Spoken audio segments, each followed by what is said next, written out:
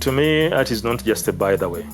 Artists themselves have a lot to play, and this is something to do with the way they carry themselves. It is a serious profession, and it depends how far someone wants to take it. The sky's the limit.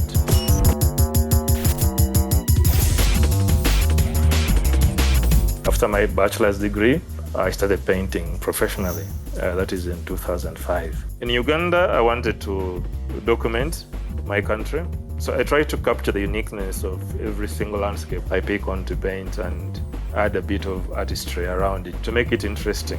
But going back to documentation, some of the things are going to go away eventually. We cannot live like this forever. So for me, it's a diary of all these images that are before us now that probably are going to be extinct in a few years.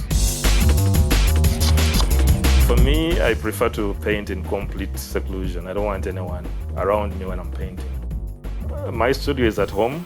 Basically, it's a garage converted into a studio. I hope to get a better space than this. Would want a fridge somewhere in the corner with a few cold ones. But for now, it's okay. This is okay, and it's okay. My exhibition, Yoga-centric. It's been quite tricky with this exhibition because normally I have an exhibition at Umoja, and this is my Kampala exhibition once a year, and it's supposed to be at the end of April. Like you know, COVID-19 hit around March, and the entire country was under lockdown. The exhibition couldn't go ahead, and eventually I sat down and reorganize myself and use the circumstances at hand to rebrand that exhibition, that entire exhibition around what is happening. It was a bit brave, to try and do an exhibition in this kind of circumstances. But I just wanted to get it out of my system because I prepared for that and I have the work, and I thought I'd just put it out there and see what happens.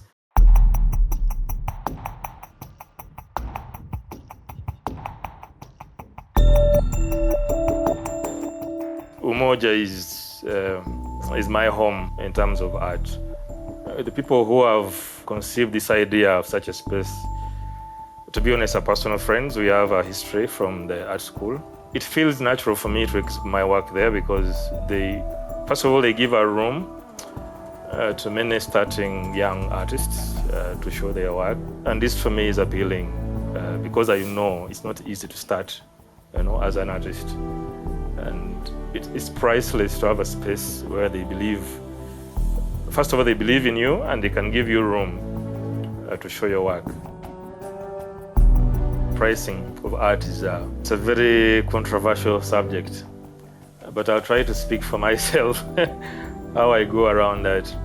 This is the yardstick for setting up prices. You start from the bottom, going up. For me, it's a feeling of how much I've put in. There are so many things that go into this. Research, that's one, and the time, the dedication, and the love to produce the best possible at that time. It's not easy to put a price on that, to be honest, but it is a business at the end of the day that you have to put a figure. And this is probably dependent on your branding and the quality you have built over the years. And you need to earn a few things to deserve that. You don't wake up and just say, now I'm selling this amount. It does not work like that.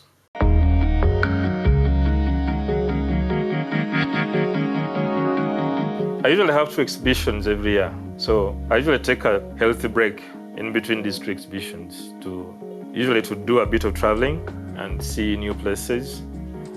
And these new places represent inspiration, new motifs. You come back to the studio refreshed and you have more, you have new ideas that probably are exciting to work on. I like a place called Lamu. It's one of the few places in Africa that I would say are still original. There's a homely feeling in this place, and the landscapes, of course, are off the charts. It has a special culture. Of course, it's a Swahili culture, architecture, food, language, fashion, music, name it. It has a very special culture that is still intact. I don't know why, but it's still very original to me. And this is the energy I feed on as an artist. But I like Jinja as well. Jinja Town in particular is a place that you would say is stuck back in time. Jinja could be, you take a photo of Jinja now, it could be a photo taken back in the 60s. It's still the same. Supporting the arts going forward, I think the government needs to come on board. They didn't realize the potential in the arts, and of course, being in a country like Uganda, where we have a lot of unemployment, and if young people have chosen this as an avenue to make a living, there should be subsidies on things like art materials. There should be subsidies, name it, tax, etc., on places like galleries, where these people show their work. So many things can be done to help and make the arts blossom. I believe art works hand in hand with tourism. And if you encourage tourism, by default, the arts industry will blossom. And supporting tourism means marketing the country, marketing the culture, and marketing everything Uganda. By default, you can't go wrong when you do that. The art will just come just along with that.